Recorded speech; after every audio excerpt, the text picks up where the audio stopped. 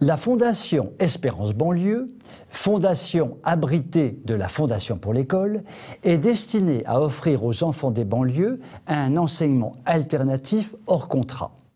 Cet enseignement est centré sur la transmission des fondamentaux et de la culture française. Espérance Banlieue est aujourd'hui confrontée à un questionnement stratégique majeur. Doit-elle ou non accepter une forme de contrat d'association avec l'État ? L'objectif serait de bénéficier de davantage de moyens.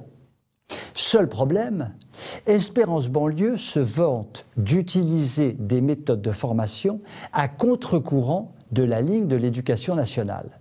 En effet, elle utilise des méthodes assez traditionnelles allant de la valorisation de l'effort et du mérite jusqu'au lever quotidien du drapeau. Accepter un tel contrat d'association avec l'État dans ces conditions ne reviendrait-il pas à se faire finalement harakiri ? Problème fondamental. Le projet de fonds d'Espérance Banlieue repose tout de même sur une ambiguïté réelle.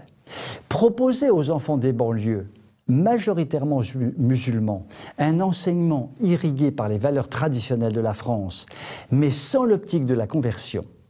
Ainsi, les établissements d'Espérance Banlieue se veulent résolument aconfessionnels, alors même que l'essentiel du personnel est catholique. Un grand écart difficile à assumer sur le long terme. Le père de Foucault, qui sacrifia sa vie à l'Algérie, le savait bien et le répéta bien souvent. La seule solution ultime pour intégrer le monde musulman, c'est la conversion du monde musulman.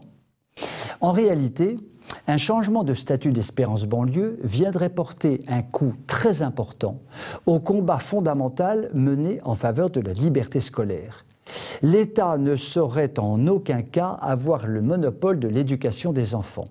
Dans ce contexte, le modèle éducatif proposé par Espérance Banlieue au service des seuls musulmans, dont l'on sait par différentes études qu'ils restent musulmans à la sortie de leur parcours, pose un véritable problème.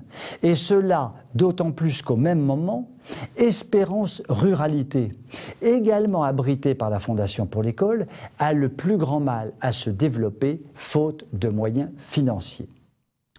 Est-ce parce que Espérance Ruralité ne s'occupe que de populations rurales déshéritées dans des zones rurales déshéritées ? En réalité, Espérance Banlieue pratique la discrimination positive en faveur des banlieues déshéritées. Cette stratégie peut être contestée car la discrimination positive est un principe qui peut être contesté. Puissent d'autres associations méritantes, comme Espérance Ruralité, se voir attribuer des moyens financiers aussi importants que ceux d'Espérance Banlieue, car il n'y a aucune raison objective pour discriminer de telles associations par rapport à Espérance Banlieue, justement. Vous pouvez m'écrire si vous le voulez. À très bientôt.